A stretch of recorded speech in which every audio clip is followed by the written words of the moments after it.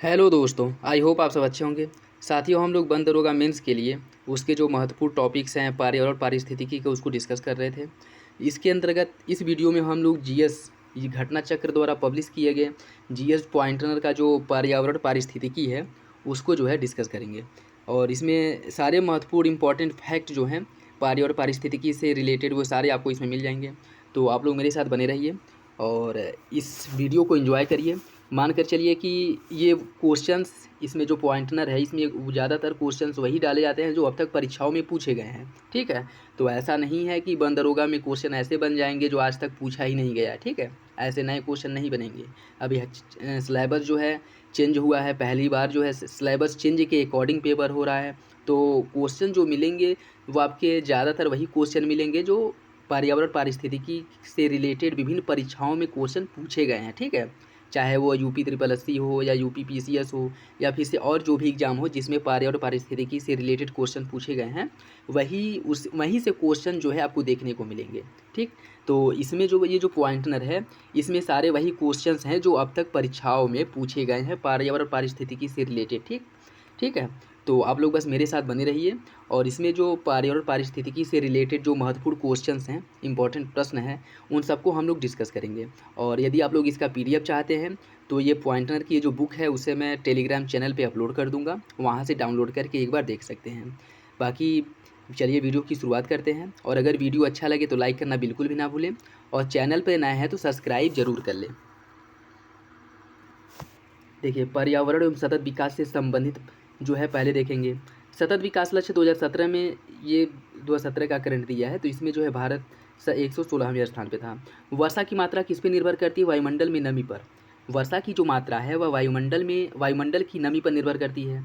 जलमंडल, स्थलमंडल, जैवमंडल तथा जीवों में से पृथ्वी का सर्वाधिक बृहद पारिस्थितिक तंत्र क्या होता है? वो है जैवमंडल। जलमंडल, स्थलमंडल, जैवमंडल और जीवों में पृथ्वी का सर्वाधिक बृहद पारिस्थितिक तंत्र जैवमंडल होता है। नेशनल ग्रीन ट्रिब्यूनल की भारत सरकार द्वारा स्थापना की गई थी 2010 में। पर्यावरण से अभिप्राय है भूमि, जल, वायु, पौधों एवं पशुओं की प्राकृतिक दुनिया जो इनके चारों ओर अस्तित्व में है, उन संपूर्ण दशाओं का योग जो व्यक्तियों को एक समय बिंदु पर घेरे हुए रहता है। ठीक है, और उसके साथ साथ भौतिक, जैविक एवं सांस्कृतिक तत्वों की अंतः क्रियात्मक व्यवस्था जो अंतः संबंधित होती है, इसे पर्यावरण कहा जाता है। पृथ्वी पर पाए जाने वाले भूमि, जल, वायु, पेड़ पौधों एवं जीव जंतुओं का समूह जो हमारे चारों ओर है उसे सामूहिक रूप से पर्यावरण कहा जाता है। पर्यावरण किसी जीव के चारों तरफ घिरे भौतिक एवं जैविक दशाएं एवं उनके अंतः क्रिया को सम्मिलित करता है। पर्यावरण संरक्षण अधिनियम 1986 की परिभाषा के अनुसार, इसका परिभाषा जो दिया गया था वह पर्यावरण संरक्षण अधिनियम 1986 में दिया गया था। पर्यावरण सुरक्षा से संबंधित है गरीबी कम करना। पर्यावरण सुरक्षा से संबंध नहीं है किसका? गरीबी कम करने का। भारत में पर्यावरण संरक्षण अधिनियम पारित किया गया था 1986 में। पर्यावरण बनता है जीवीय घटकों, भू आकृतीय घटकों और जैविक, ये जो जैव घटक, अजैव घटक और जो भू आकृतिक परिदृश्य हैं इन सब से मिल करके पर्यावरण का निर्माण होता है। पर्यावरण के कुछ कारक संसाधन के रूप में कार्य करते हैं तथा कुछ कारक कार्य करते हैं नियंत्रण के रूप में। धारणीय विकास के उपयोग के संदर्भ में अंतर पीढ़ीगत संवेदनशील का विषय प्राकृतिक संसाधन। विकास की वह अवधारणा जिसके तहत वर्तमान की आवश्यकताओं के साथ साथ भविष्य की आवश्यकताओं को भी ध्यान में रखा जाता है, उसे धारणीय विकास या सस्टेनेबल डेवलपमेंट कहा जाता है। वर्ष 2002 में जोहान्सबर्ग में आयोजित पृथ्वी शिखर सम्मेलन का मुख्य मुद्दा किस पे था? सतत विकास पर। संयुक्त राष्ट्र संघ ने सतत विकास लक्ष्यों सस्टेनेबल डेवलपमेंट गोल का निर्धारण किया है। टोटल 17 गोल है और इसमें अगर पूछ ले कि पर्यावरण से रिलेटेड कौन कौन सा गोल है तो आप लोग देख लीजिए। एक गोल SDG गोल 6 जो है वो पर्यावरण से रिलेटेड है, जिसमें कहा गया क्लीन वाटर एंड सैनिटेशन। और दूसरा 13 है जिसमें क्लाइमेट एक्शन की बात की गई है। 14 में लाइफ बिलो वाटर और 15 में लाइफ ऑन लैंड। तो ये 4 SDG गोल ऐसे हैं जो सतत विकास से संबंधित है या कह सकते हैं पर्यावरण पारिस्थितिकी से संबंधित है। ठीक है, तो ये भी याद रखिएगा, अगर क्वेश्चन बन जाए तो कन्फ्यूज मत होइएगा। सतत विकास लक्ष्यों को प्राप्त करने की प्रगति की दिशा में विभिन्न देशों द्वारा किए गए प्रयासों की प्रगति जानने हेतु निर्माण किया गया था किसका? सस्टेनेबल डेवलपमेंट इंडेक्स का। विश्व पर्यावरण दिवस 5 जून को मनाया जाता है। देश की प्राकृतिक पूंजी में सम्मिलित किए जाते हैं वन, जल और खनिज को। वे संसाधन जो हमें प्रकृति द्वारा प्रदत्त होते हैं उन्हें प्राकृतिक पूंजी अथवा प्राकृतिक संसाधन कहा जाता है। 1972 में आयोजित किया गया था स्टॉकहोम अंतर्राष्ट्रीय शिखर सम्मेलन का 1972 में आयोजन हुआ था। सौर विकिरण की सबसे महत्वपूर्ण भूमिका होती है जल चक्र में। राष्ट्रीय पर्यावरण अभियांत्रिकी शोध संस्थान नीरी, यह कहाँ पे है? नागपुर में स्थित है। नीरी कार्य क्या करता है? विज्ञान एवं प्रौद्योगिकी मंत्रालय के अधीन यह कार्य करता है। सतत विकास के लिए आवश्यक है जैविक विविधता का संरक्षण करना, प्रदूषण पर रोक लगाना, नियंत्रण करना और निर्धनता को कम करना। पृथ्वी शिखर सम्मेलन का आयोजन किया गया था रियो डी जेनेरियो में। कब? 1992 ईस्वी में। संयुक्त राष्ट्र संघ द्वारा पर्यावरण एवं सतत विकास पर पहला पृथ्वी शिखर सम्मेलन का आयोजन 1992 रियो डी जेनेरियो ब्राजील में किया गया था। पृथ्वी शिखर सम्मेलन में 21वीं सदी के लिए पर्यावरणीय विकास हेतु कार्यक्रम निर्धारित किए गए। इन कार्यक्रमों का नाम है एजेंडा 21। रियो 20 घोषणा पत्र का शीर्षक क्या था? The future we want. यह जो है रियो 20 घोषणा पत्र का शीर्षक था। पृथ्वी के चारों ओर गैसों के समूह को वायुमंडल कहा जाता है। वायु एक मिश्रण है जिसमें nitrogen 78%, oxygen 21, argon 0.93, carbon dioxide 0.0338% पाया जाता है। किसमें? वायुमंडल में। नोबेल गैस में से वह गैस जो वायु में नहीं पाई जाती है वो रेडॉन है। रेडॉन गैस जो है वायु में नहीं पाई जाती है। वातावरण में सबसे अधिक मात्रा में नाइट्रोजन पाया जाता है। यदि पृथ्वी पर पाई जाने वाली वनस्पतियाँ पेड़ पौधे समाप्त हो जाएं तो ऑक्सीजन गैस की जो है वो कमी होगी। वह कार्य जो पेड़ पौधों का नहीं है, वायु का प्रदूषण, पेड़ पौधों द्वारा वायु प्रदूषण नहीं फैलाया जाता है। पृथ्वी के कार्बन चक्र में कार्बन डाइऑक्साइड जुड़ती है श्वसन, जैव पदार्थों का अपक्षय तथा ज्वालामुखी क्रियाओं द्वारा। कार्बन पृथ्वी पर बहुत सारी अवस्थाओं में पाया जाता है और यह अपने मूल रूप में पाया जाता है ग्रेफाइट और हीरा में। पृथ्वी के कार्बन चक्र में कार्बन डाइऑक्साइड की मात्रा को नहीं बढ़ाता है। प्रकाश संश्लेषण जो है वह कार्बन डाइऑक्साइड की मात्रा को नहीं बढ़ाता है। अपक्षय का विचार संबंधित है एक प्राकृतिक क्रिया से जो चट्टानों को सूक्ष्म कणों में विभक्त करता है। विश्व मौसम विज्ञान संगठन का मुख्यालय जिनेवा स्विट्जरलैंड में है और विश्व मौसम विज्ञान संगठन यह लागू हुआ था 23 मार्च 1950 को इसे लागू किया गया था। यूएनईपी का मुख्यालय नैरोबी में है, केन्या के नैरोबी में। संयुक्त राष्ट्र पर्यावरण कार्यक्रम यूनाइटेड नेशंस एनवायरनमेंट प्रोग्राम, इसकी स्थापना 1972 में की गई थी। और यूएनईपी, ये क्वेश्चन पुराना है। ईपीए का पूर्ण रूप क्या होता है? Environment protection agency. EPA environmental protection agency यह संयुक्त राज्य अमेरिका की संघीय एजेंसी है जिसकी स्थापना की गई थी 2 दिसंबर 1970 ईस्वी में। एनईए से आशय है national environment authority. Green peas international का मुख्यालय एम्स्टर्डम नीदरलैंड में है। एम्स्टर्डम नीदरलैंड में है। ग्रीन पीस इंटरनेशनल एक गैर सरकारी पर्यावरण संगठन है। इको मार्क उन भारतीय उत्पादों को दिया जाता है जो पर्यावरण के प्रति मैत्रीपूर्ण या पर्यावरण के अनुकूल होते हैं। ब्यूरो ऑफ इंडिया स्टैंडर्ड द्वारा 1991 से दिया जा रहा है इको मार्क। जो इको प्रमाण पत्र दिया जाता है उसकी शुरुआत 1991 से की गई, मतलब 1991 से नियमित रूप से पर्यावरण के अनुकूल उत्पादों को दिया जाने वाला यह इको मार्क। और किसके द्वारा दिया जाता है? Bureau of Indian standard BIS द्वारा जो है इको मार्क दिया जाता है। पर्यावरण अनुकूल उपभोक्ता उत्पादों को चिन्हित करने के लिए सरकार ने प्रारंभ किया है इको मार्क।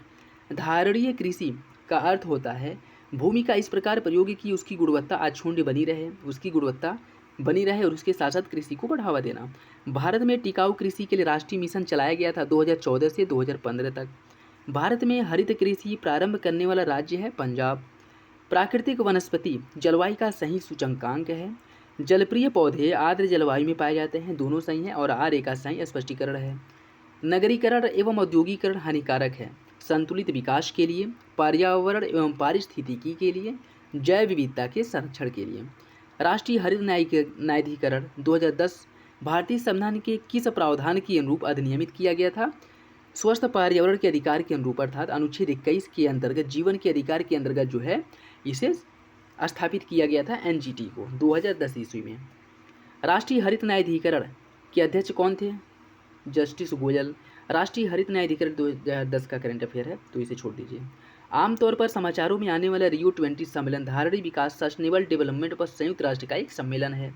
रियो 20 धारणीय विकास पर संयुक्त राष्ट्र सम्मेलन का लघु नाम है और यह सम्मेलन जून 2012 में रियो डी जेनेरियो ब्राजील में संपन्न हुआ था। पृथ्वी सम्मेलन +5 आयोजित किया गया था 1997 में। 23 से 27 जून 1997 के मध्य संयुक्त राष्ट्र महासभा ने एक विशेष बैठक का आयोजन किया जो रियो +5 या पृथ्वी सम्मेलन +5 के नाम से जाना जाता है, और इस बैठक का आयोजन किया गया था न्यूयॉर्क में।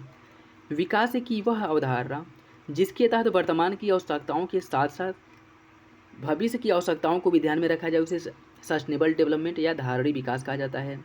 वैज्ञानिकों, अर्थविदों, सिविल सेवकों तथा व्यवसायियों की एक संस्था जो मानवता के समक्ष उपस्थित होने वाली वैश्विक चुनौतियों के समाधान हेतु सुझाव देती है, उसे क्लब ऑफ रोम कहा जाता है। अर्थ समिट या पृथ्वी शिखर सम्मेलन स्टॉकहोम सम्मेलन की 20वीं वर्षगांठ मनाने के लिए आयोजित किया गया। इसमें सम्मिलित देशों ने धारणीय विकास के लिए एक कार्यवाही योजना स्वीकार की और जिसे एजेंडा 21 के नाम से जाना जाता है। कई प्रतिरोपित पौधे इसलिए नहीं बढ़ते हैं क्योंकि प्रतिरोपण के दौरान अधिकांश मूलरोम नष्ट हो जाते हैं। मूलरोम की कोसा भित्ति बनी होती है सेलुलोज की। मूलरोम मृदा में चिपके रहते हैं पैक्टिन के कारण। पर्यावरण अपकर्ष से अभिप्राय है पर्यावरणीय गुणों का पूर्ण रूप से निम्नीकरण, मानवीय क्रियाकलापों से विपरीत परिवर्तन लाना, पारिस्थितिकीय विभिन्नता के परिणामस्वरूप पारिस्थितिकीय असंतुलन। पर्यावरण संतुलन के संरक्षण से संबंधित है वन नीति, पर्यावरण संरक्षण अधिनियम 1986, औद्योगिक नीति तथा शिक्षा नीति। ये सभी जो है पर्यावरण संतुलन से संबंधित हैं। जैव विविधता पर अभिसमय एवं जलवायु परिवर्तन पर संयुक्त राष्ट्र ढांचा अभिसमय के लिए वित्तीय क्रियाविधि के रूप में कार्य करता है भूमंडलीय पर्यावरण सुविधा GEF, वैश्विक पर्यावरण सुविधा GEF अर्थात ग्लोबल एनवायरनमेंट फैसिलिटी। इसकी स्थापना रियो अर्थ समिट 1992 के दौरान की गई थी। UNFCCC के तहत अल्प विकसित देश निधि least development countries fund LDCF उपलब्ध कराता है GEF। विशिष्ट जलवायु परिवर्तन निधि जिसे the special climate change fund या SCCF की स्थापना कब की गई थी? COP7 की बैठक जो मार्केस से प्राप्त निर्देश थे, मार्केस बैठक के दौरान जो है इसकी स्थापना की गई थी। पलाचीमाड़ा में जो पर्यावरण की अपार क्षति के कारण चर्चा में था, यह केरल में स्थित है। पर्यावरण सुविधा अधिनियम के अन्य जिस नाम से जाने जाते हैं उनसे छाता विधान कहा जाता है। 1972 में स्टॉकहोम में आयोजित संयुक्त राष्ट्र के प्रयत्न मानव पर्यावरण सम्मेलन के निर्णय को कार्यान्वित करने के उद्देश्य से भारत सरकार ने पारित किया है पर्यावरण संरक्षण अधिनियम 1986। जेनेटिक इंजीनियरिंग अनुमोदन समिति का गठन पर्यावरण संरक्षण 1986 के अधीन किया गया था। जेनेटिक इंजीनियरिंग अनुमोदन समिति का नाम बदल दिया गया है और आनुवांशिक इंजीनियरिंग अनुमोदन समिति शब्दों के स्थान पर अब इसे आनुवांशिक इंजीनियरिंग आकलन समिति इसका नाम रखा गया है। अपने वार्षिक सर्वेक्षण के परिणाम के रूप में नेशनल ज्योग्राफिक सोसाइटी और अंतर्राष्ट्रीय मतदान कंपनी ग्लोब स्कैन ने ग्रीन डेक्स 2009 स्कोर के तहत भारत को शीर्ष स्थान दिया है और वह विभिन्न देशों में पर्यावरण के रूप में धारणीय उपभोक्ता व्यापार के मापक के रूप में। भारत में कृषि के पर्यावरण अनुकूल दीर्घस्थायी विकास के लिए जो रणनीति सर्वश्रेष्ठ वो है मिश्र सस्यन, कार्बनिक खाद और नाइट्रोजन यौगीकरण।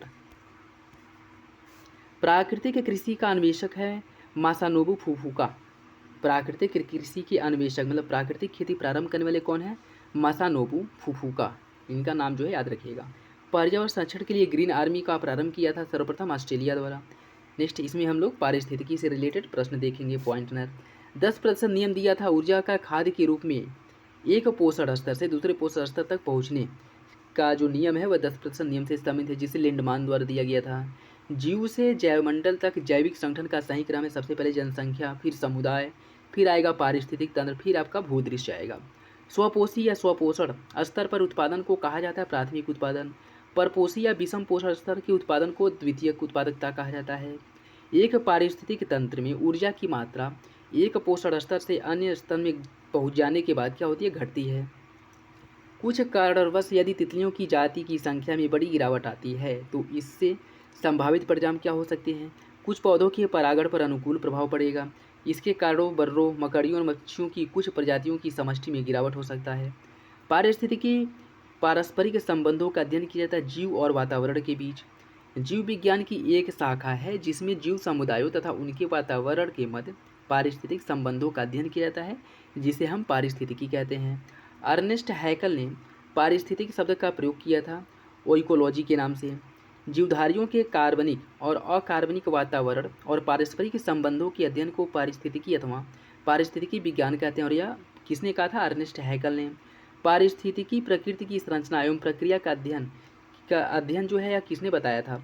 यूजीन ओडम ने यह बताया था पारिस्थितिकी प्रकृति की संरचना और इसकी प्रक्रियाओं के अध्ययन को। सर्वप्रथम पारिस्थितिक तंत्र की संकल्पना एजी टांसले ने प्रस्तुत की थी 1935 ईस्वी में। पारिस्थितिक तंत्र की विचारधारा के बायोसिनोसिस तथा माइक्रोकॉस्म कहा जाता है कार्ल मोबियस और फोर्ब्स ने। प्रकृति की एक कार्यात्मक इकाई के रूप में जाना जाता है पारिस्थितिकी तंत्र को, प्रकृति की एक कार्यात्मक इकाई के रूप में जाना जाता है। पारिस्थितिकी तंत्र के संबंध में सभी कथन सही है। पारिस्थितिकी तंत्र किसी निश्चित स्थान, समय, इकाई के समस्त जीवों तथा भौतिक पर्यावरण का प्रतिनिधित्व करता है। यह एक कार्यशील इकाई है, इसकी अपनी उत्पादकता होती है।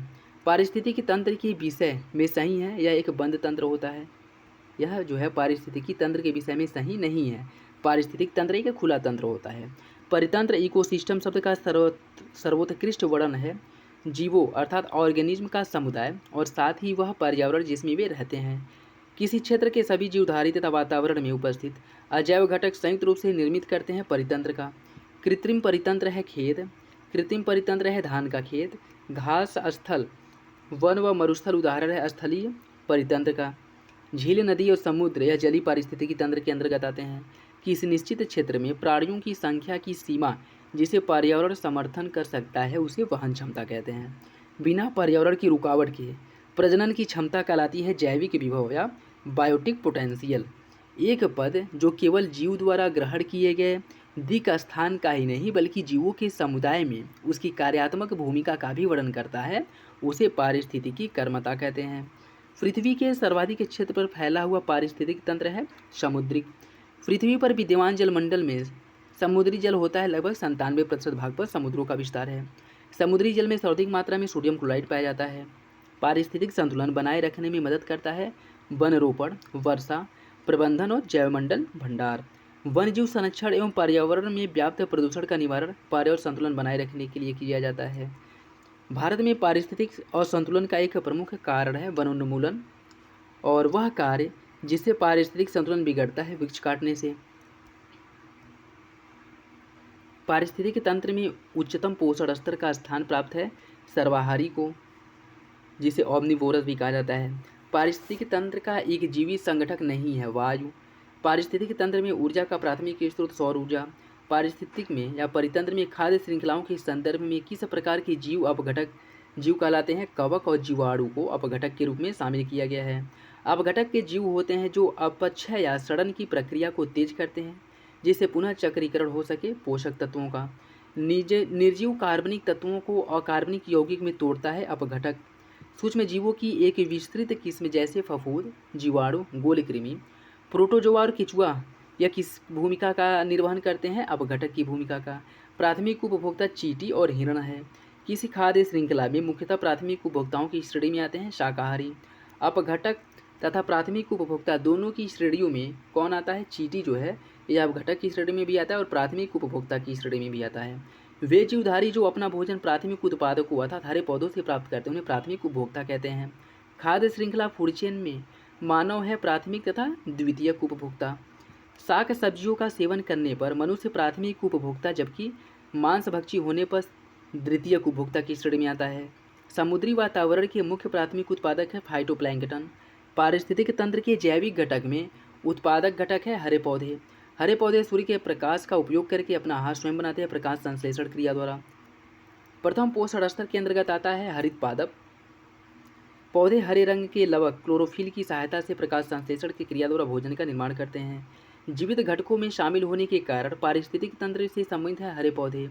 एक घास स्थलीय पारिस्थितिक तंत्र के खाद्य श्रृंखला में विभिन्न घटक पाए जाते हैं जैसे घास उत्पादक की श्रेणी में टिड्डी प्राथमिक उपभोक्ता, मेढक द्वितीयक उपभोक्ता, सर्प तृतीयक उपभोक्ता। ऐसे पदार्थ जिनके ऑक्सीकरण के पश्चात जीवधारियों को ऊर्जा प्राप्त होती है उसे खाद्य कहा जाता है। जीवों द्वारा ऊर्जा का प्रवाह एक दिशीय होता है।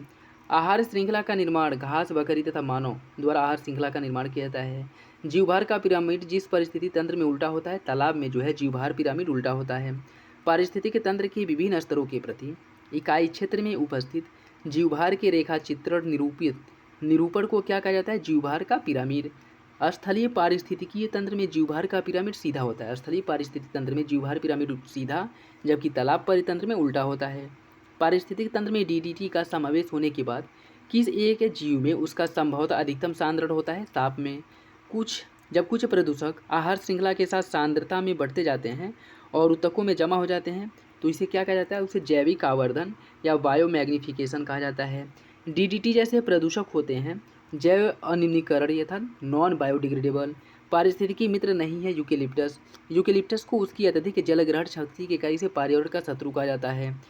लैंटिक आवास उदाहरण है तालाब और दलदल भूमि का। लैंटिक आवास तालाब और दलदल भूमि का उदाहरण है। स्थिर जल के आवास लैंटिक आवास के अंतर्गत आते हैं। इसका उदाहरण है आर्द्र भूमि, तालाब, झील और जलाशय। बहते जल के आवास लेंटिन आवास कहे जाते हैं, जैसे नदी। दो भिन्न समुदायों के बीच का संक्रांति क्षेत्र को इकोटोन कहा जाता है। सर्वाधिक अस्थायी पारिस्थितिक तंत्र महासागर है। सबसे अस्थायी समुद्र। पारिस्थितिक तंत्र में तत्वों के चक्रण को जैव रासायनिक चक्र कहा जाता है। जल चक्र को ओडम ने सम्मिलित किया था गैसीय चक्र के रूप में। पारिस्थितिक संतुलन से संबंधित नहीं है। औद्योगिक प्रबंधन जो है वह पारिस्थितिकी संतुलन से संबंधित नहीं है। पारिस्थितिकी अस्थायी मितव्ययिता यह नारा है चिपको आंदोलन का। नर्मदा नदी के ऊपर बनाई जा रही बहुउद्देशीय परियोजना को रोकने के लिए नर्मदा बचाओ आंदोलन का प्रारंभ किया गया था। दक्षिण भारत का पर्यावरण संरक्षण से संबंधित आंदोलन है एपिको आंदोलन। चिपको आंदोलन का संबंध पादप संरक्षण से अर्थात वृक्षों की कटाई रोकने से संबंधित था। पारिस्थितिकी तंत्र से संबंधित प्रमुख कथन है। पारिस्थितिकी तंत्र शब्द का प्रयोग सर्वप्रथम एजी टांसले ने किया था 1935 में। जो जीव अपना भोजन स्वयं उत्पादित करते हैं उन्हें स्वपोषी कहा जाता है अर्थात ऑटोट्रॉप्स कहा जाता है। पारिस्थितिकी तंत्र शब्द का प्रयोग सर्वप्रथम एजी टांसले ने किया। सूक्ष्म जीव जो मृत पौधे, जंतुओं, अन्य जैविक पदार्थों को सड़ा गलाकर वियोजित करते हैं उन्हें वियोजक कहा जाता है। परितंत्रों की घटती उत्पादकता का क्रम है मैंग्रोव, घास सरसता, झील और महासागर। सबसे अधिक जो पारिस्थितिकी उत्पादकता होती है वो मैंग्रोव वन की होती है, फिर घास स्थल का, फिर झील का, फिर महासागर का। इसका क्रम पूछ सकता है, याद रखिएगा। अधिक विविधता वाले परितंत्र की उत्पादकता में भी होगा क्या अधिक है। खाद्य श्रृंखला उस क्रम का निर्देशन करती है जिसमें जीवों की एक श्रृंखला एक दूसरे से के आहार द्वारा होती है दूसरे के आहार द्वारा पोषित होती है। पारिस्थितिकी तंत्र में ऊर्जा का अंतरण क्रमबद्ध स्तरों की एक श्रृंखला में होती है जिसे खाद्य श्रृंखला कहा जाता है। जैवमंडलीय पारिस्थितिक तंत्र में ऊर्जा का प्रवाह एक दिशीय होता है। ऊर्जा का न तो सृजन होता है न ही नष्ट होता है, उसे एक रूप से दूसरे रूप में रूपांतरित किया जाता है। यह ऊष्मागतिकी के पहले नियम के अकॉर्डिंग है।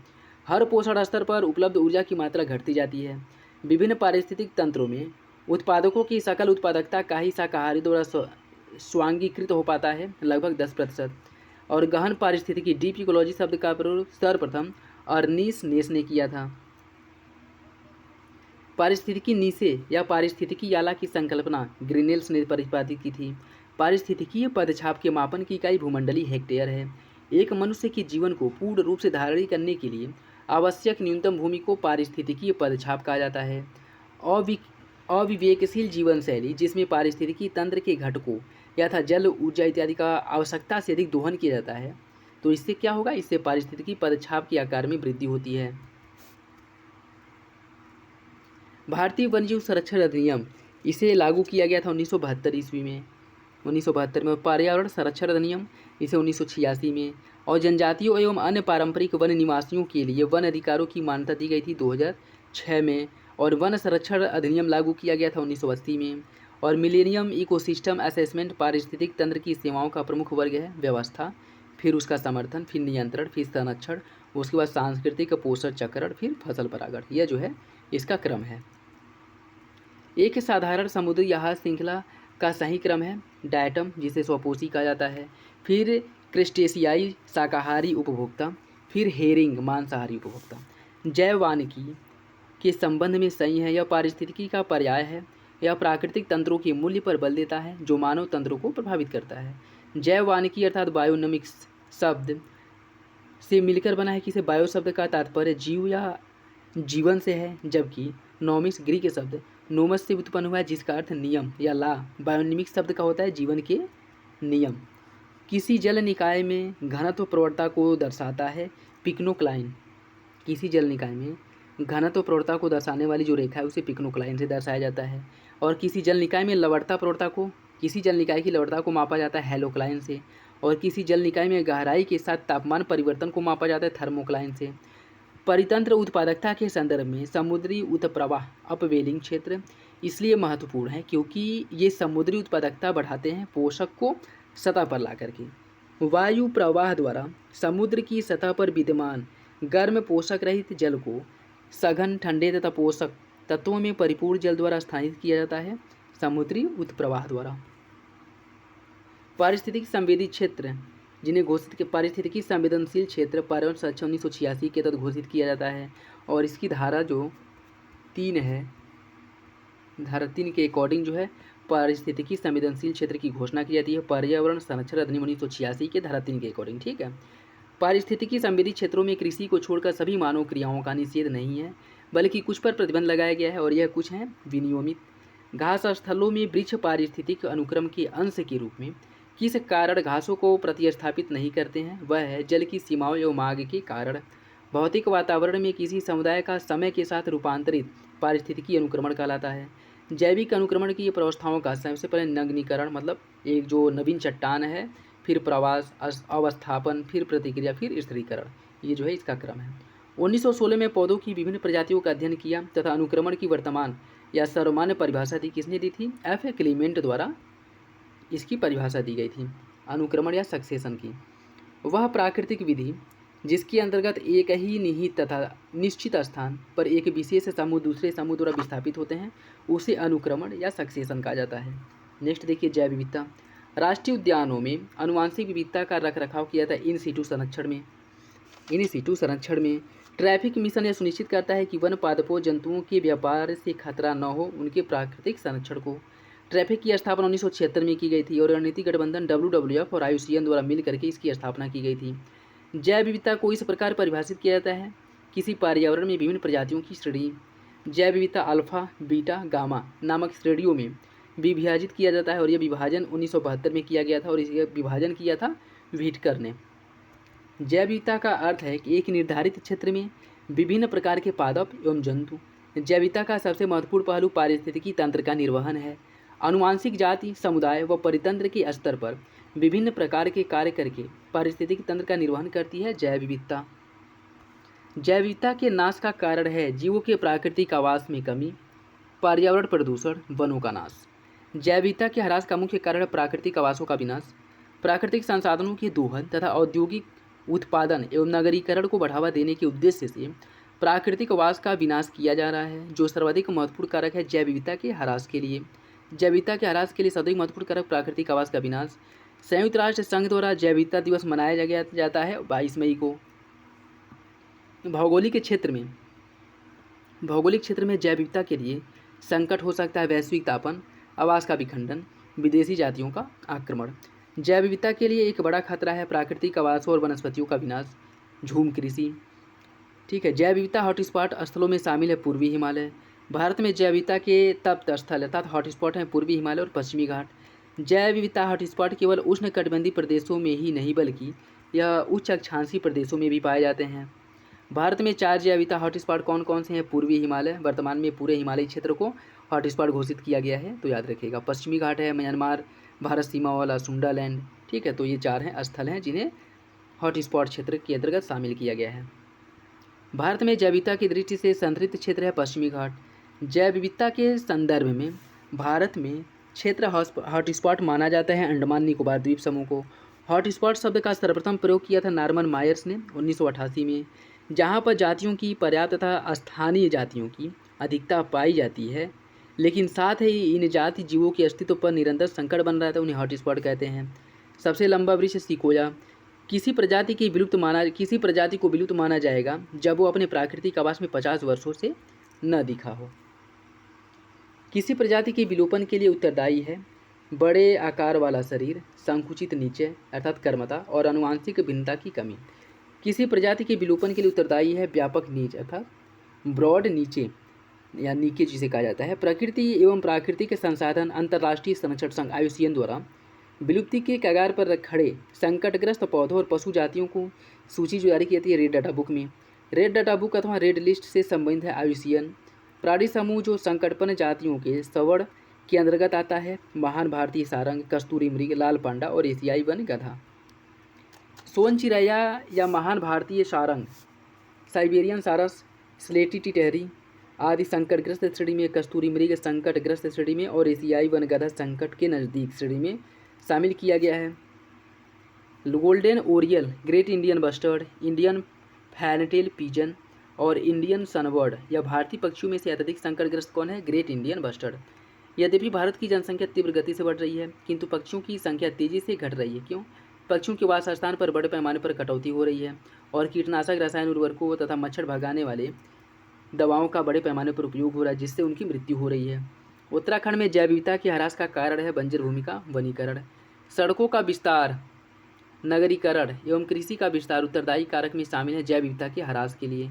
1975 में यह भारत का अभिन्न अंग बन गया और इसे वनस्पति शास्त्रियों का स्वर्ग माना जाता है। यह सिक्किम की बात कर रहा है। पूर्वी हिमालय में हॉटस्पॉट क्षेत्र में आता है सिक्किम।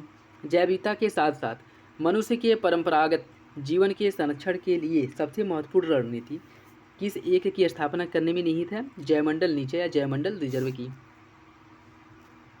जैव विविधता के संरक्षण के लिए महत्वपूर्ण रणनीति है जैवमंडल रिजर्व। वह स्थान जो वनस्पतियों संरक्षण हेतु स्वस्थायी पद्धति है। वनस्पति उद्यान मतलब वनस्पति उद्यान जो है वह इन सीटू संरक्षण नहीं है, एक्स सीटू संरक्षण है। ब्रायो या क्रायो बैंक इन सीटू संरक्षण के लिए जो गैस समानता प्रयोग की जाती है। इन सीटू संरक्षण के लिए नाइट्रोजन गैस का प्रयोग किया जाता है। वनस्पति एवं जानवरों की विलुप्तप्राय प्रजातियों का संरक्षण उनके प्राकृतिक आवास में किया जाता है, जिसे इन सीटू संरक्षण कहा जाता है। सर्वाधिक जैव विविधता उष्णकटिबंधीय वर्षावन में पाई जाती है। उष्णकटिबंधीय वर्षावनों का विस्तार 10 उत्तरी से लेकर के 10 डिग्री उत्तरी से लेकर के 10 डिग्री दक्षिणी अक्षांशों के मध्य जो विविधता है वो ज़्यादा पाई जाती है। इन क्षेत्रों में पौधों तथा प्राणियों के विकास तथा वृद्धि के लिए अनुकूलतम दशाएं पाई जाती हैं, क्योंकि इसमें वर्षा भारी होती है। उच्च वर्षा और तापमान दोनों जो है उच्च होते हैं। किसी निश्चित भौगोलिक क्षेत्र में पाए जाने वाले जीवों की संख्या तथा उनकी विविधता को जैव विविधता कहा जाता है। सर्वाधिक जैव विविधता उष्णकटिबंधीय वर्षावन में पाई जाती है। जैव विविधता में परिवर्तन होता है क्योंकि भूमध्य रेखा की तरफ बढ़ती है। जैव विविधता में परिवर्तन होता है क्योंकि यह भूमध्य रेखा की तरफ बढ़ती है। सर्वाधिक जैव विविधता पाई जाती है उष्णकटिबंधीय क्षेत्र में। शांत घाटी, कश्मीर, सुरमा घाटी, फूलों की घाटी में सर्वाधिक जैव विविधता पाई जाती है शांत घाटी में। शांत घाटी स्थित है केरल में। साइलेंट वैली परियोजना केरल राज्य से संबंधित है। फूलों की घाटी उत्तराखंड में है। आर्द्र क्षेत्रों में जिन्हें रामसर का दर्जा दिया गया है, चिल्का झील है, लोकटक है, केवलादेव है और बुलर झील, इन सभी को जो है रामसर का दर्जा दिया गया है। भारत की सबसे बड़ी अंतर्देशीय लवड़ी भूमि गुजरात में स्थित है।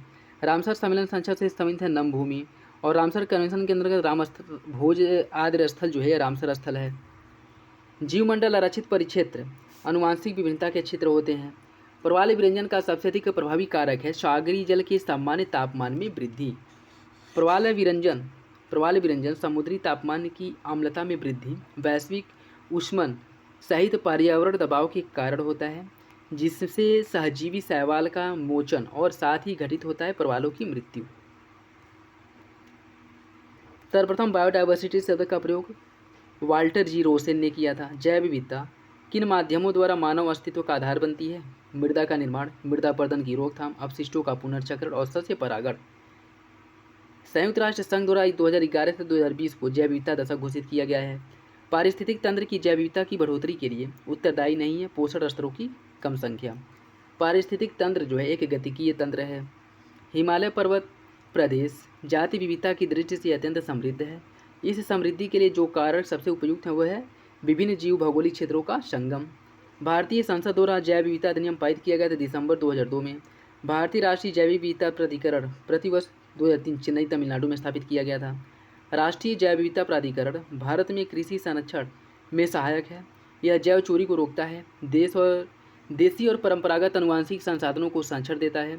एनबीए की अनुशंसा के बिना अनुवांशिक जैविक संसाधनों से संबंधित बौद्धिक संपदा अधिकार हेतु आवेदन नहीं किया जा सकता है।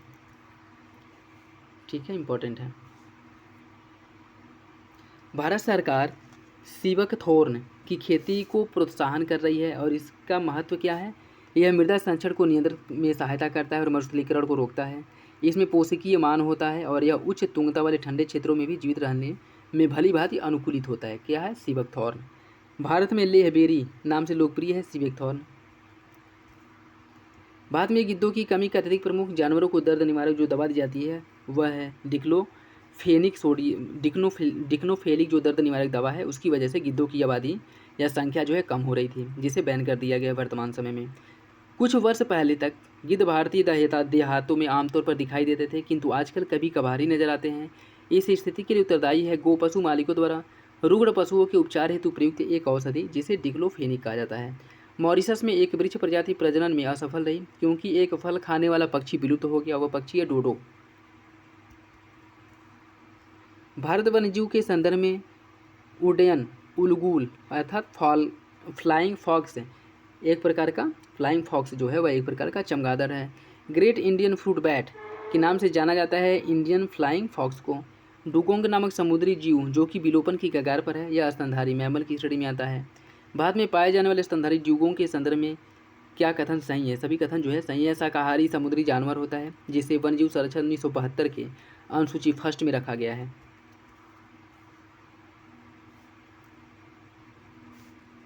डुगोंग को समुद्री गाय भी कहा जाता है। किन 3 मानकों के आधार पर पश्चिमी घाट श्रीलंका एवं इंडो बर्मा क्षेत्रों को जैव विविधता के प्रमुख स्थल हॉटस्पॉट के रूप में मान्यता दी जाती है? जाति बहुता, स्पीशीज रिचनेस, स्थानिकता और आशंका बोध मतलब उनकी विलुप्ति का। वर्ल्ड लाइफ इंटरनेशनल नामक संगठन इस संदर्भ में के कथन में जो है सही है। यह संरक्षण संगठनों की विश्वव्यापी भागीदारी है। यह महत्वपूर्ण पक्षी एवं जैव विविधता क्षेत्र के रूप में ज्ञात निर्देश है। स्थलों की पहचान जो है यह करता है। जैव विविधता हॉटस्पॉट की संकल्पना दी थी ब्रिटिश पर्यावरणविद नॉर्मन मायर्स ने। जैव सुरक्षा पर कार्टेजोना प्रोटोकॉल के पक्षकारों की प्रथम बैठक जो है MOP 23 से लेकर 27 फरवरी 2004 के मध्य मलेशिया की राजधानी कुआलालंपुर में हुआ था। जैव विविधता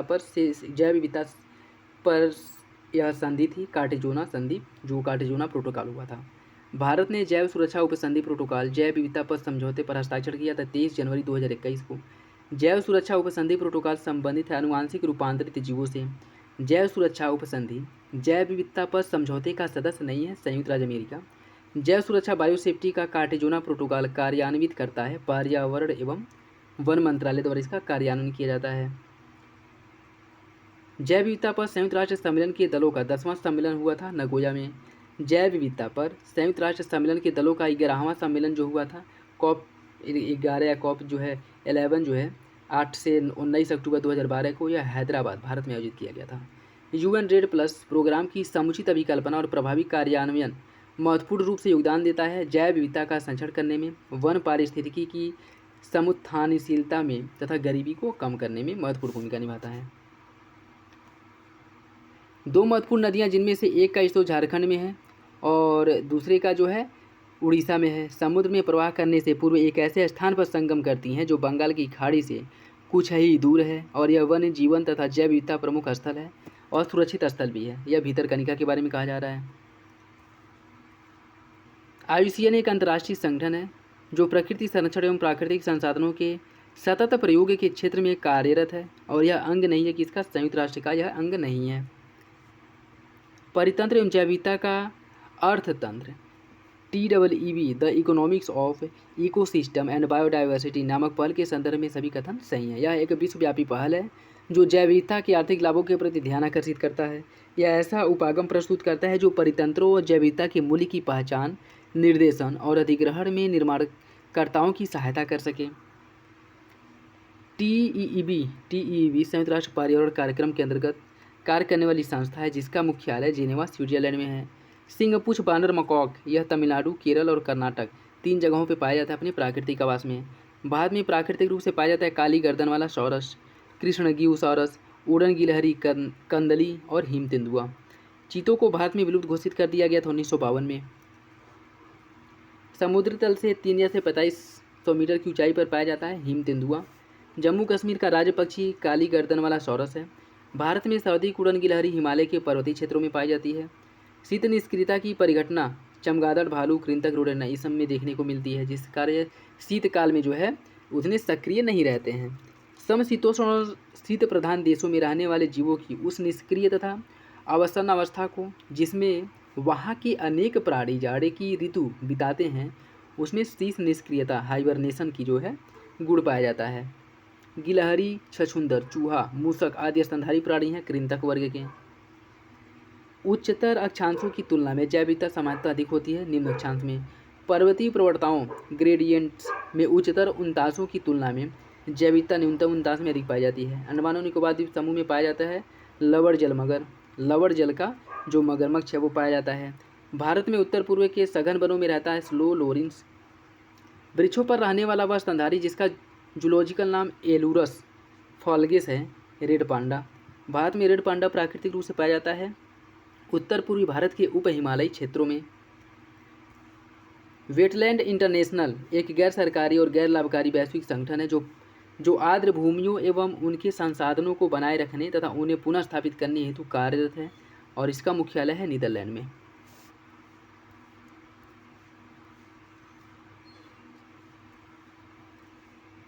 भारत रामसर अभिसमय का एक पक्षकार है और उसने बहुत से क्षेत्रों को रामसर स्थल घोषित किया है ताकि इन सभी स्थलों को पारिस्थितिकी तंत्र उपागम से संरक्षण किया जा सके और इसके साथ साथ अनुमोदन दिया जा सके उसके धारणीय उपयोग की। यदि अंतर्राष्ट्रीय महत्व की किसी आर्द्रभूमि को मॉन्ट्रियल रिकॉर्ड के अंतर्गत शामिल किया जाए तो मानव हस्तक्षेप के परिणामस्वरूप आर्द्रभूमि में पारिस्थितिक स्वरूप में परिवर्तन हो गया है या हो रहा है या होने की संभावना है, तभी जो है उसे मॉन्ट्रिक्स रिकॉर्ड में शामिल किया जाता है। पारिस्थितिकीय निकाय के रूप में आर्द्रभूमि बरसाती जमीन उपयोग, पोषक अनुप्राप्ति एवं चक्रण हेतु पौधों पर अवशोषण के माध्यम से भारी धातुओं को अवमुक्त करने हेतु तलछट रोककर नदियों का गादीकरण कम करता है। जलीय तथा शुष्क स्थलीय पारिस्थितिकीय तंत्र के बीच के क्षेत्र को आर्द्रभूमि क्षेत्र कहा जाता है। आर्द्रभूमि क्षेत्र के अंतर्गत देश का कुल भौगोलिक क्षेत्र अन्य राज्यों की तुलना में सबसे अधिक है गुजरात में। भारत में तटीय आर्द्रभूमि का कुल भौगोलिक क्षेत्र आंतरिक आर्द्रभूमि के कुल भाग का कम है। जैव द्रव्यमान का वार्षिक उत्पादन न्यूनतम होता है गहरे सागर में। देखा, टुमारोज बायोडाइवर्सिटी पुस्तक के लेखक कौन है? टुमारोज बायोडाइवर्सिटी पुस्तक की रचना वंदना शिवा ने की थी। जैव विविधता के संबंध में सभी कथन सही हैं। खाद्य एवं कृषि हेतु पादप अनुवांशिक संसाधनों के विषय में अंतर्राष्ट्रीय संधि, मरुभवन का सामना करने हेतु संयुक्त राष्ट्र अभिसमय और विश्व विरासत अभिसमय। नेक्स्ट देखिए, इसके अंतर्गत हम लोग हरित गृह प्रभाव और जलवायु परिवर्तन से रिलेटेड प्रश्नों को जो है देखेंगे। 1997 में विश्व पर्यावरण सम्मेलन आयोजित किया गया था क्योटो में। जलवायु परिवर्तन पर संयुक्त राष्ट्र संघ का कन्वेंशन ढांचा संबंधित है ग्रीन हाउस गैसों के उत्सर्जन में कमी से। यूरोपीय संघ द्वारा विकासशील देशों के साथ वार्तालाप एवं सहयोग से 2007 में स्थापित किया गया था भूमंडलीय जलवायु परिवर्तन संघ GCCA। यह लक्ष्यहीन विकासशील देशों को उनके विकास नीतियों और बजटों में जलवायु परिवर्तन के एकीकरण हेतु प्रदान किया जाता है। तकनीकी और वित्तीय सहायता उपलब्ध कराई जाती है विकासशील देशों को। भारत में जलवायु परिवर्तन में सामाजिक तनाव बढ़ रहा है। मौसम की चरम दशा की बारंबारता एवं तीव्रता से खाद्य सुरक्षा पर गंभीर प्रभाव पड़ रहा है। दोनों सही हैं और आर एक ही सही व्याख्या करता है। वायुमंडल में कार्बन की जो मात्रा है वह 0.03% पाई जाती है। जलवायु परिवर्तन के लिए प्रमुख कारक है जीवाश्म ईंधन का अधिकतम प्रज्वलन, तैल चलित स्वचालितों की संख्या विस्फोटन और अत्यधिक वनोन्मूलन। वह देश जिसने ग्रीन हाउस गैसों के उत्सर्जन में कमी करने के लिए 2009 में कार्बन टैक्स लगाने की घोषणा की थी, सिंगापुर। कार्बन डाइऑक्साइड के मानवोद्भवी उत्सर्जन के कारण आसन्न भूमंडलीय तापन की न्यूनीकरण के संदर्भ में कार्बन प्रच्छादन हेतु संभावित स्थान हो सकता है परित्यक्त गैर लाभकारी कोयला, संस्तर, निशेल, तेल एवं गैस भंडार एवं भूमिगत गंभीर लवड़ी सेल समूह जो है इसके अंतर्गत आएंगे। झारखंड राज्य ने जलवायु केंद्र स्थापित किया है संयुक्त राष्ट्र विकास कार्यान्वयन UNDP के सहयोग से। जलवायु परिवर्तन का कारण है ग्रीन हाउस गैस, ओजोन परत का क्षरण और प्रदूषण।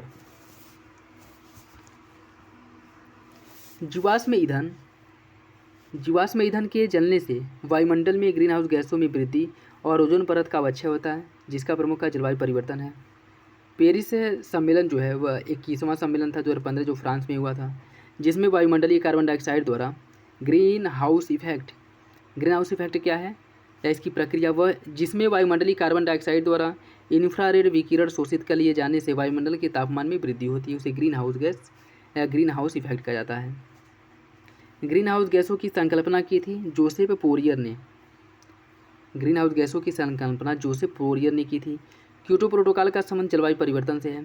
क्योटो प्रोटोकॉल और अंतर्राष्ट्रीय समझौता है जो संबंधित है UNFCCC United nation framework convention on climate change से। क्योटो उपसंधि 2005 में लागू हुआ था। क्योटो सम्मेलन तो हुआ था 1997 में, लेकिन इसमें जो संधि की गई थी वह 2005 में लागू हुआ था, जिसमें कहा गया कि मीथेन कार्बन डाइऑक्साइड की तुलना में ग्रीन हाउस गैसों के उत्सर्जन को कम करना है। किसी गैस की अणुओं की दक्षता और उसी गैस के वायुमंडलीय जीवनकाल पर निर्भर करता है गैस का वैश्विक तापन। पर्यावरण में ग्रीन हाउस प्रभाव में वृद्धि होती है कार्बन डाइऑक्साइड के कारण। ग्रीन हाउस गैस नहीं है O2, ऑक्सीजन जो है ग्रीन हाउस गैस नहीं है। कार्बन समूह जो ग्रीन हाउस गैस में योगदान देता है कार्बन डाइऑक्साइड और मीथेन, यह सर्वाधिक जो है योगदान देने वाले गैसें हैं। प्राकृतिक रूप से पाई जाने वाली ग्रीन हाउस गैस में सर्वाधिक ग्रीन हाउस इफेक्ट करता है जलवाष्प। वैश्विक ऊष्मन के लिए उत्तरदायी नहीं है आर्गन। मई 2011 में विश्व बैंक के साथ हुए उत्सर्जन ह्रास क्रय समझौते के बारे में सभी कथन सही हैं। यह समझौता 10 वर्षों के लिए लागू रहेगा। समझौता हिमाचल प्रदेश की एक परियोजना के लिए कार्बन क्रेडिट सुनिश्चित करने के लिए किया गया था और यह क्रेडिट इकाई के समतुल्य था। एक गैस धरती पर जीवन के लिए हानिकारक भी है और लाभकारी भी, कार्बन डाइऑक्साइड। कार्बन डाइऑक्साइड के उत्सर्जन में सर्वाधिक योगदान चाइना जो है सबसे अधिक कार्बन का उत्सर्जन करता है। वह देश जिसने दुनिया कार्बन नेगेटिव देश के रूप में जाना जाता है, भूटान जो है कार्बन नेगेटिव देश के रूप में प्रसिद्ध है। वह पदार्थ जो सर्वाधिक तापन उत्पन्न करने में योगदान देता है, मीथेन, कार्बन डाइऑक्साइड, जलवाष्प। ग्रीन हाउस गैस नहीं है हाइड्रोजन। हरित गृह गैस नहीं है नाइट्रोजन। गैस जो ग्लोबल वार्मिंग के लिए ज़्यादा जिम्मेदार है, कार्बन डाइऑक्साइड। भूमंडलीय ऊष्मन, हिम नदी द्रवीभूत होने लगेगा भूमंडलीय ऊष्मन से। समय से पूर्व आम में बौरे आने लगेंगे और स्वास्थ्य पर नकारात्मक प्रभाव पड़ेगा। भूमंडलीय ऊष्मन की आवश्यक वायुमंडल में किसकी बढ़त होती है, कार्बन डाइऑक्साइड की। एक सर्वाधिक भंगुर पारिस्थितिक तंत्र है जो वैश्विक तापन द्वारा सबसे पहले प्रभावित होगा, आर्कटिक और ग्रीनलैंड का हिम चादर। वायु में कार्बन डाइऑक्साइड की बढ़ती हुई मात्रा से वायुमंडल का तापमान धीरे धीरे बढ़ रहा है क्योंकि कार्बन डाइऑक्साइड सौर विकिरण के अवरक्त अंश को अवशोषित करता है। प्रमुख ग्रीन हाउस गैस मीथेन के स्रोत है धान के खेत, कोयला, पालतू पशु और आर्द्रभूमि।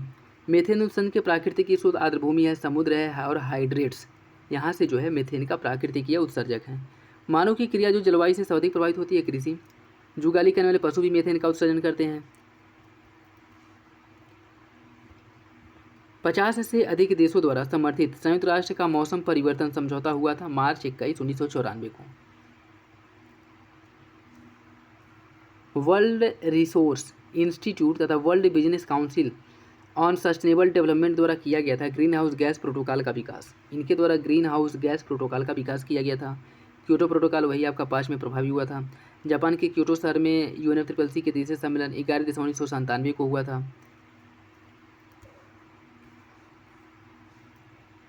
देखिए, विश्व के तापमानों पर आंकड़े इकट्ठा करने के लिए वैश्विक वायुमंडल चौकसी स्टेशन स्थापित किया गया अल्जीरिया, ब्राज़ील और केन्या में। सीरियम के लिए सही नहीं है। यह विकसित देशों को विकासशील देशों की परियोजनाओं में पूंजी लगाने का निषेध करता है, यह गलत है। लगाने के लिए प्रेरित करता है, ठीक है। सीरियम ग्लोबल वार्मिंग में कमी के लिए हरित गृह गैस उत्सर्जन को नियंत्रित करने की प्रणाली है जो सामने आई थी कब, क्योटो प्रोटोकॉल के अंतर्गत जो है सीरियम की स्थापना की गई थी। कार्बन जमाव अर्थात कार्बन क्रेडिट के बारे में स्वच्छ विकास युक्ति सीरियम या क्योटो प्रोटोकॉल का नवाचार युक्ति है, मतलब क्योटो प्रोटोकॉल में आया था। एनेक्स फर्स्ट के विकसित देश गैर एनेक्स देशों में स्वच्छ विकास युक्ति परियोजना कार्यान्वित कर प्राप्त कर सकते हैं कार्बन क्रेडिट। UNFCCC के क्योटो प्रोटोकॉल की धारा 12 के अंतर्गत वर्णित किया गया स्वच्छ विकास युक्ति का वर्णन किया गया है। क्योटो प्रोटोकॉल के तहत पर्यावरण में कार्बन उत्सर्जन को कम करने के लिए लागू किया गया है कार्बन क्रेडिट प्रणाली।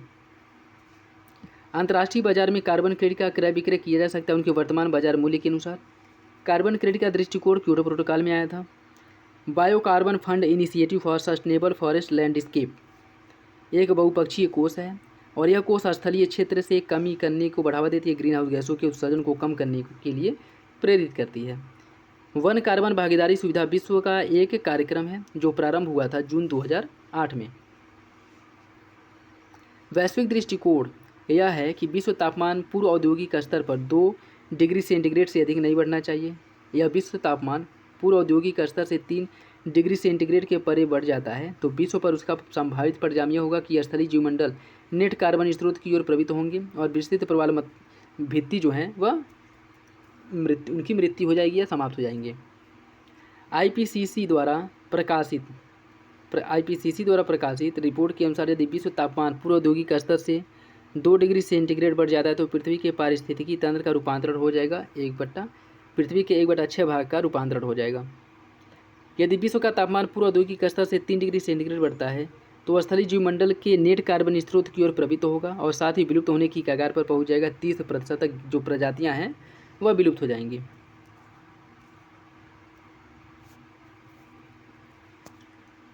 नेक्स्ट देखिए, वन एवं वन्यजीव।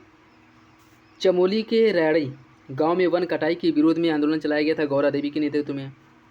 किस पारिस्थितिक तंत्र में पौधों का जैविक पदार्थ अधिकतम होता है? उष्णकटिबंधीय वर्षावन में। अधिकतम पादप विविधता पाई जाती है उष्णकटिबंधीय वर्षावन में। यदि हम घड़ियाल को उनकी प्राकृतिक आवास में देखना चाहते हैं तो हमें चंबल का वो जो है घड़ियाल संरक्षण केंद्र वहाँ पे जाना पड़ेगा। भारत में यदि कछुए की एक प्रजाति को वन्यजीव संरक्षण अधिनियम 1972 की अनुसूची फर्स्ट के अंतर्गत संरक्षित घोषित किया गया हो तो इसका निहितार्थ है कि इसे संरक्षण का वही स्तर प्राप्त होगा जैसा बाघ को प्राप्त है।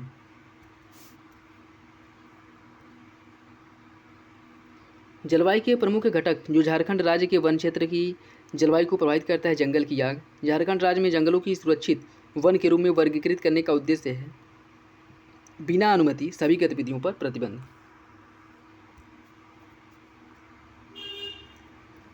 उत्तर पूर्व भारत और अंडमान निकोबार द्वीप समूह 200 सेंटीमीटर से अधिक औसत वार्षिक वर्षा वाले क्षेत्र हैं। उष्णकटिबंधीय सदाबहार वनों का यहाँ पे विस्तार पाया जाता है। विषुवतीय वन ऐसे उष्णकटिबंधीय क्षेत्र होते हैं जहाँ वर्षा 200 सेंटीमीटर से अधिक होती है। भारत में उपयुक्त पारिस्थितिकी संतुलन बनाए रखने के लिए वनाच्छादन 33% पर करना आवश्यक है। राष्ट्रीय वन नीति के तहत भारत में 1/3 वनावरण करने का लक्ष्य रखा गया था। राष्ट्रीय वन नीति 1952 के अनुसार जो वन का भाग नहीं है, राष्ट्रीय उद्यान जो है वन संवर्ग का भाग नहीं है।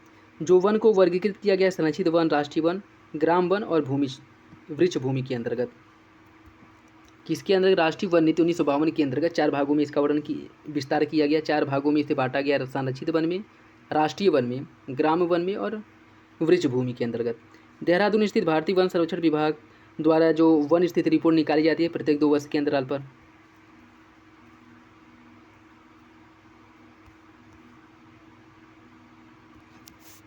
अब देखिए, जैवमंडल अभयारण्य और जैवमंडल रिजर्व। उत्तराखंड राज्य के जिम कॉर्बेट पार्क को 2016 में प्रोजेक्ट टाइगर परियोजना के अंतर्गत शामिल किया गया था, वो है राजाजी राष्ट्रीय पार्क। उत्तराखंड के किस वन्यजीव विहार समूह की स्थिति का पश्चिम से पूर्व की ओर सही क्रम है? केदारनाथ, नंदा देवी और विंसर अस्कोट, ये सभी सुमेलित हैं। राष्ट्रीय उद्यान और राज्य दिया गया है। इंतानकी राष्ट्रीय उद्यान नागालैंड में है, बेदला झारखंड में है, सिरोही मणिपुर में और गुइंदी तमिलनाडु में। एम स्ट्रीप शब्द कभी कभी समाचारों में आता है, जो बाघों के संरक्षण से संबंधित है, उनके रखरखाव से, उनकी जनगणना से, बाघ जनगणना से। हाल ही में कुछ सिरों को गुजरात के उनके प्राकृतिक आवास से किस एक स्थल पर स्थानांतरित करने की बात की जा रही है? कूनो पालमपुर अभयारण्य में शेरों को जो है स्थानांतरित किया जाएगा। पारिस्थितिकी दृष्टिकोण से पूर्वी घाटों और पश्चिमी घाटों के बीच एक अच्छा संपर्क होने के रूप में इसे जाना जाता है। सतमंगलम बाघ आरक्षित क्षेत्र, जिसे सतमंगलम टाइगर रिजर्व के नाम से भी जाना जाता है। झारखंड सरकार ने राज्य के विभिन्न वन्यजीव अभयारण्यों में वन्यजीव प्रबंधन योजना की शुरुआत की थी 10 वर्ष की अवधि के लिए। अंतर्राष्ट्रीय टाइगर दिवस मनाया जाता है 29 जुलाई को। भारत के अधिकांश वन्यजीव संरक्षित क्षेत्र हैं, घने जंगलों से घिरे हैं। भारतीय टाइगरों को बचाने के लिए प्रोजेक्ट टाइगर की शुरुआत 1973 में की गई थी और भारत का राष्ट्रीय जैविक उद्यान स्थित है नई दिल्ली में। भारत में स्थापित पहला राष्ट्रीय उद्यान था जिम कॉर्बेट राष्ट्रीय उद्यान। राजीव गांधी नेशनल पार्क है कर्नाटक में।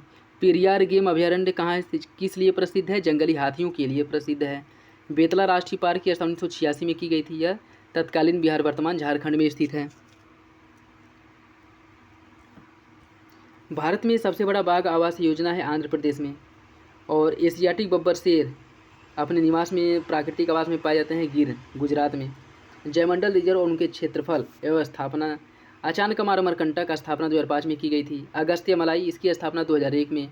दिहांग दिबांग की स्थापना 1998 में। डिब्रू सैखोवा की स्थापना 1997। ग्रेट निकोबार की स्थापना 1989। मन्नार की खाड़ी 1989। कंचनजंगा 2000। मानस की स्थापना 1989 में की गई थी। नंदा देवी की स्थापना 1988 में। नीलगिरी की स्थापना 1986 में। नोकरेक की 1988 में। पंचमढ़ी की स्थापना 1999 में।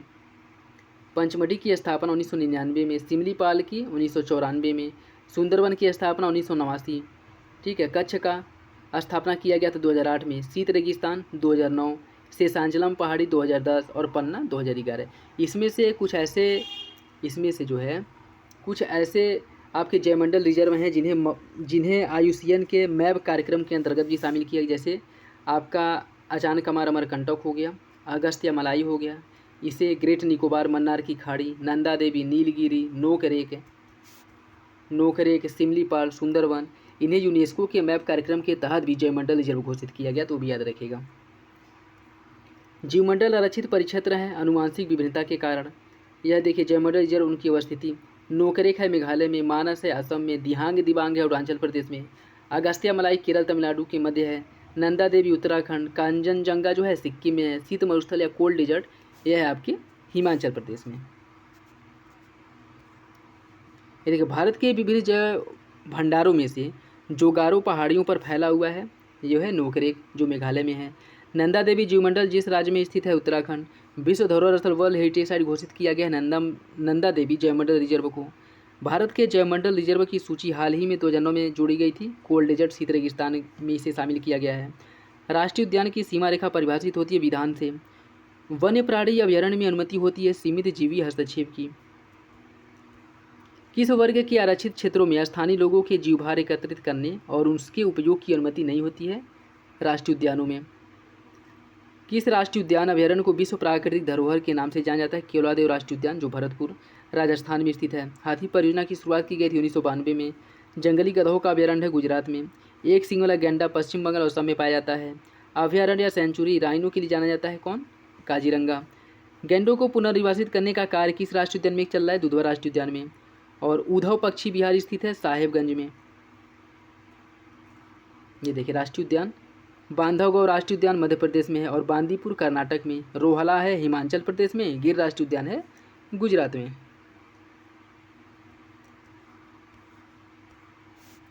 उत्तर प्रदेश के प्रश्नगत पक्षी विहार नवाबगंज कहाँ पे है? नवाबगंज उन्नाव में है। ओखला है ग्रेटर नोएडा में। समसपुर है रायबरेली में। और पार्वती आर्गा है जयप्रकाश नगर अर्थात गोंडा में। साइबेरियन सारस के लिए आदर्श प्राकृतिक स्थान है राजस्थान। यह राष्ट्रीय उद्यान राजाजी राष्ट्रीय उद्यान उत्तराखंड में है। और पीन वैली हिमाचल प्रदेश के लाहौल स्पीति घाटी में है। बांदीपुर एक बाघ अभयारण्य है। काजीरंगा जो है एकल सींग वाले गेंडे के लिए जाना जाता है या फेमस है। सुंदरवन जयमंडल एवं बाघ संरक्षण क्षेत्र है। सिमलीपाल हाथी रिजर्व है। सरिस्का और रणथंभौर किस जानवर के लिए प्रसिद्ध हैं? बाघ के लिए। बाघों का प्रमुख रिजर्व सरिस्का किस राज्य में है? राजस्थान के अलवार में। सलीम अली राष्ट्रीय उद्यान जम्मू कश्मीर में है। चंद्रप्रभा वन्यजीव अभयारण्य 78 वर्ग किलोमीटर क्षेत्रफल में विस्तारित है या उत्तर प्रदेश के चंदौली में स्थित है। करेरा वन्यजीव अभयारण्य जो 202 वर्ग किलोमीटर फैला है यह मध्य प्रदेश के शिवपुर में है। और 106 वर्ग किलोमीटर क्षेत्र में फैला हुआ जयसमंद वन्यजीव अभयारण्य राजस्थान के जयपुर में है। और नाहरगढ़ वन्यजीव अभयारण्य राजस्थान में है। ये देखो प्रोजेक्ट टाइगर वाले राज्यों जहाँ पे प्रोजेक्ट टाइगर का संचालन किया जा रहा है कार्बेट उत्तराखंड, बांदीपुर कर्नाटक, मानस असम, पलामू झारखंड, रणथंभौर राजस्थान, सिमलीपाल उड़ीसा, सुंदरवन पश्चिम बंगाल, कान्हा मध्य प्रदेश, मेलघाट महाराष्ट्र, पेरियार केरल, सरिस्का राजस्थान, नामदफा अरुणाचल प्रदेश, नागार्जुन सागर श्रीशैलम आंध्र प्रदेश, अमरावती तेलंगाना, इंद्रावती छत्तीसगढ़, बुक्सा पश्चिम बंगाल, दुधवा कतरनिया घाट उत्तर प्रदेश और कलाकड़ मुंदनथुरई तमिलनाडु, वाल्मीकि बिहार, पेंच मध्य प्रदेश, बांधवगढ़ मध्य प्रदेश, पन्ना मध्य प्रदेश, दम्फा मिजोरम और तडोबा अंधारी आपका महाराष्ट्र, भद्रा कर्नाटक, नमेरी असम, पेंच महाराष्ट्र, बोरी सतपुड़ा मध्य प्रदेश, पक्की अरुणाचल प्रदेश, अन्नामलाई तमिलनाडु, उदंती और सीता नदी छत्तीसगढ़, सतकोसिया उड़ीसा या टाइगर रिजर्व है। ठीक है।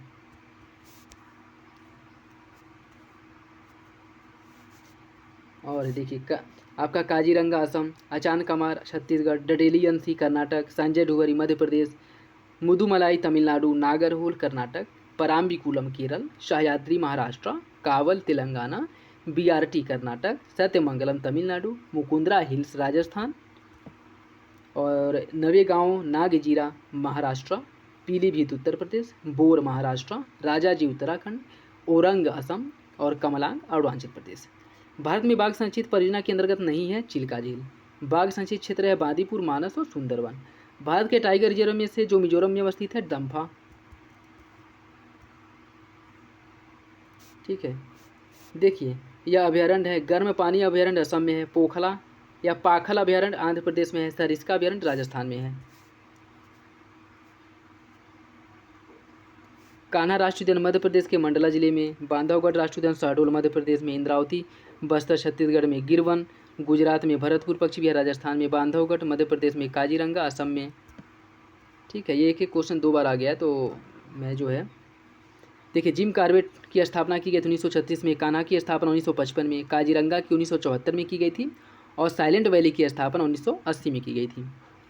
दाडेली अभयारण्य जो है वह कर्नाटक राज्य में स्थित है।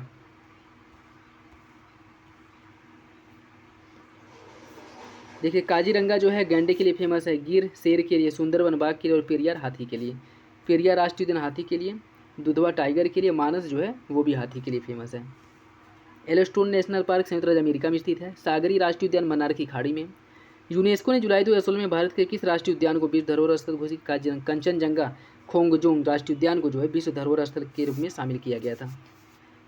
Biosphere reserve, ecosystem APD Candolle, ecology AG Tansley, जैव विविधता रेमंड F दासमैन। यह जो है ये कुछ व्यक्ति हैं जिन्होंने किसके लिए प्रयोग किया था, किस शब्द का? ठीक है, बायोस्फीयर रिजर्व का प्रयोग किया था यह सर्वप्रथम एडवर्ड सुवेल ने।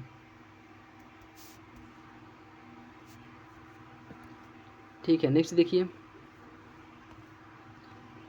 यूनेस्को द्वारा man and biosphere programme, UNESCO द्वारा मैब या मैन एंड बायोस्फीयर प्रोग्राम की शुरुआत 1971 में की गई थी।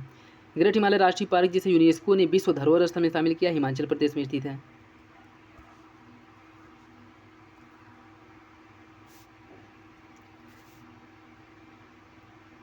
पालनपुर नामक स्थल पर अवस्थित कूनो वन्यजीव अभयारण्य कैसियाई शेरों के पुनर्वास स्थल के रूप में चयन किया गया है। यह श्योपुर जिला मध्य प्रदेश में स्थित है। भीतरकनिका उड़ीसा में यह एक लवण जल का जो मगरमच्छ है वह यहाँ पे पाया जाता है। मरुस्थल राष्ट्रीय उद्यान राजस्थान पे, यहाँ महान भारतीय सारंग जो है वो पाया जाता है। पूर्वोत्तर भारत के राज्यों में विशेषता असम में पाया जाता है हुलाक गिबन। ग्रेट इंडियन हॉर्नबिल पाया जाता है पश्चिमी घाट में। काजीरंगा आपका गोलघाट नौगांव में स्थित है। कुद्रेमुख चिकमंगलूर में, साइलेंट वैली शांत घाटी पालघाट में और पेंच जो है यह नागपुर में स्थित है। नीलगिरी देखिए ब्रह्मपुत्र दिफलू मोर दिफलू एवं मोरा धनसिरी नदियाँ प्रवाहित होती है काजीरंगा राष्ट्रीय उद्यान से होकर के। ठीक है साथियों, एक एक क्वेश्चन कई बार दिया है तो मैं उस क्वेश्चन को छोड़ करके जो इम्पोर्टेंट है उन सबको बस बता रहा हूँ। ठीक है, साइलेंट वैली राष्ट्रीय उद्यान आपके कुंत पूजा नदी साइलेंट वैली राष्ट्रीय उद्यान से होकर गुजरती है। कुंती पूजा नदी जो है वह साइलेंट वैली राष्ट्रीय उद्यान से होकर के गुजरती है। पंजाब में आपका हरिके आर्द्र भूमि है।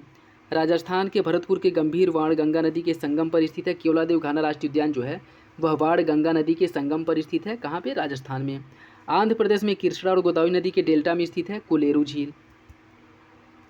नीलगिरी की मेघ बकरियां पाई जाती हैं इराविकुलम राष्ट्रीय पार्क में।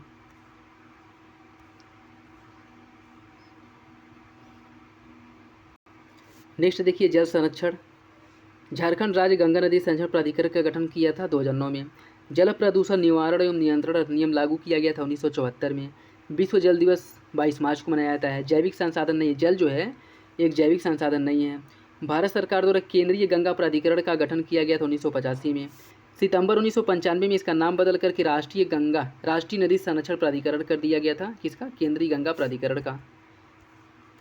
वर्तमान में इसे राष्ट्रीय नदी संरक्षण प्राधिकरण के नाम से भी जाना जाता है, जिसकी अध्यक्षता प्रधानमंत्री द्वारा की जाती है। यह किसके बारे में बता रहा है? केंद्रीय गंगा प्राधिकरण के बारे में। देखिए national Ganga river basin authority का गठन जो है स्थापना 2009 में किया गया था और 2014 से नमामि गंगा कार्यक्रम की शुरुआत की जा रही है। राष्ट्रीय गंगा बेसिन प्राधिकरण का गठन 2009 और NGBRA का लक्ष्य है गंगा को उसमें प्रवाहित होने वाले औद्योगिक अपशिष्ट और अशोधित सीवेज जल से मुक्ति दिलाना। कब तक? 2020 तक। 2009 में भारत ने स्वच्छ गंगा के लिए स्थापित किया था राष्ट्रीय गंगा नदी तलहटी प्राधिकरण और आपके राजेंद्र सिंह को जल पुरुष के नाम से जाना जाता है। तरुण भारत संघ नामक गैर सरकारी संगठन के चेयरमैन राजेंद्र सिंह हैं। पीने के पानी को शुद्ध करने के लिए प्रयोग किया जाता है क्लोरीन का। मरुस्थल क्षेत्रों में जल ह्रास को रोकने के लिए कठोर मोम पड़, लघु पड़ अथवा पड़हीन पड़ की जगह कांटे होते हैं, वहाँ पे जो वृक्ष पाए जाते हैं उसमें। गंगा नदी डॉल्फिन की समष्टि में ह्रास के लिए शिकार चोरी के अलावा और कौन सा कारण है? नदी पर बांधों और बैराजों का निर्माण, संयोग से मछली पकड़ने के जाल में फंस जाना, नदियों के आसपास के फसल खेतों से संश्लिष्ट उर्वरकों और अन्य कृषि रसायनों का इस्तेमाल से नदी प्रदूषित हो रही, जिससे इनके अस्तित्व के लिए खतरा बना है। IUCN ने रेड लिस्ट सूची संकटग्रस्त में वर्गीकृत किया है। गंगेटिक जो डॉल्फिन है इसे रेड लिस्ट आपकी जो संकटग्रस्त सूची में डाला गया है। कई डॉल्फिन संयुक्त से मछली पकड़ने वाले जाल में फंस जाते हैं, जिसे बाई कैच कहा जाता है। गंगा नदी डॉल्फिन का वैज्ञानिक नाम प्लास्टेनिस्टा गैंगेटिका है। गंगा नदी डॉल्फिन संरक्षण कार्यक्रम की शुरुआत 1997 में की गई थी। राष्ट्रीय जल मिशन सही ढंग से और पूर्णतः लागू किया जाए तो देश पर उसका प्रभाव क्या पड़ेगा? शहरी क्षेत्रों की जल आवश्यकताओं की जो आंशिक आपूर्ति अपशिष्ट जल के पुनर्चक्रण से हो सकेगी, और ऐसी समुद्री शहर जिनके पास जल के अपर्याप्त वैकल्पिक स्रोत हैं कि जल की आवश्यकताओं को पूरा किया जा सकेगा। ठीक है। Water prevention and control of pollution cess act कब लागू किया गया था? 1977 में। चेन्नई, कानपुर, कोलकाता तथा मुंबई में से पेयजल में संख्या प्रदूषण सर्वाधिक होता है कोलकाता में। जल शुद्धिकरण प्रणालियों में पराबैंगनी अल्ट्रावायलेट किरण की भूमिका होती है। जल में उपस्थित नुकसानदेह सूक्ष्म जीवों को निष्क्रिय नष्ट कर देता है। पराबैंगनी विकिरण एक प्रकार का है विद्युत चुंबकीय विकिरण। जल को जीवाणु मुक्त करने के लिए ओजोन, क्लोरीन डाइऑक्साइड और क्लोरामीन इन सब का प्रयोग किया जाता है। यमुना एक्शन प्लान का प्रारंभ किया गया था 1993 में। यमुना कार्य योजना और गोमती कार्य योजना, इसको अप्रैल 1993 में इसका अनुमोदन किया गया था। गंगा नदी बेसिन प्राधिकरण की प्रमुख विशेषता है नदी बेसिन योजना एवं प्रवर्धन की इकाई। यह राष्ट्रीय स्तर पर नदी संरक्षण की जो प्रयास हैं उसकी अगुवाई करेगी।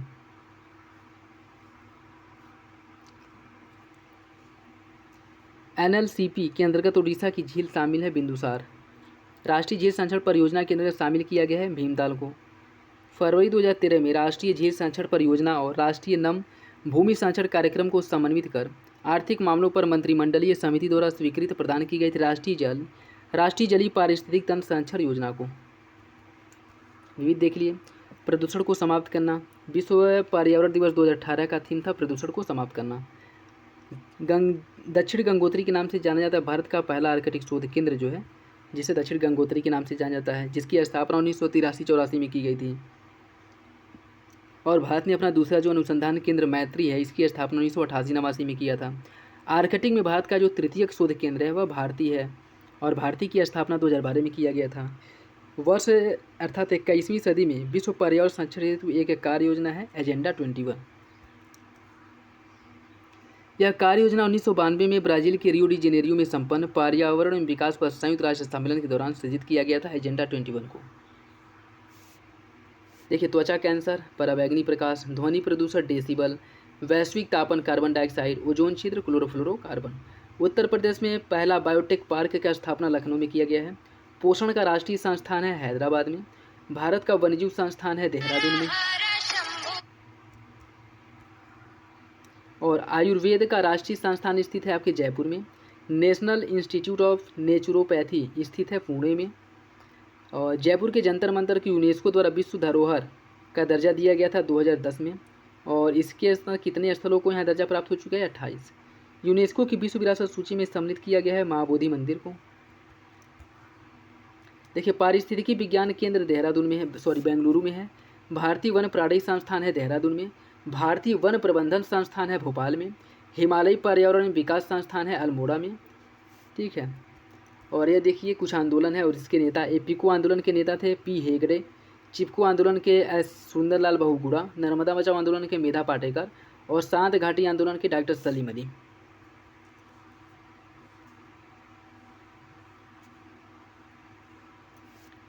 देखिए, विश्व पर्यावरण दिवस मनाया जाता है 5 जून को।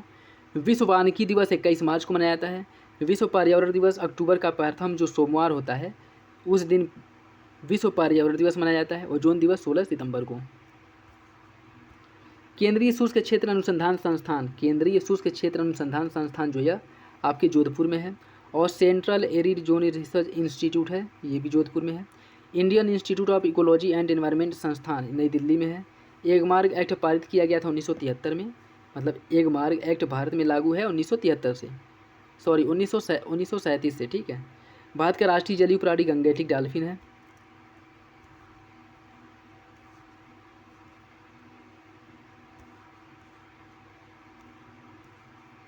तो ये था साथियों आपके घटना चक्र का पॉइंटनर जो पर्यावरण पारिस्थितिकी से रिलेटेड। आई होप आप लोगों को वीडियो अच्छा लगा होगा। और ऐसे ही देखते अब वीडियो मतलब देखते हैं जो करंट से अपडेटेड अगर घटना चक्र अभी आया तो नहीं है, अगर वो आ जाता है तो फिर उसे भी जो है एग्ज़ाम के पहले अपलोड कर दिया जाएगा। उससे पहले जो है जो मेजर फैक्ट हैं पर्यावरण पारिस्थितिकी से उन्हें सबको वो जो है बता दिया गया है। तो आप जो है इस वीडियो को ज़रूर देखिएगा और एग्ज़ाम के पहले एक बार देख लीजिएगा, जो आप लोगों के लिए बहुत ही मतलब उपयोगी साबित होंगे। ठीक है, तो चलिए मिलते हैं अगली वीडियो में, तब तक के लिए धन्यवाद।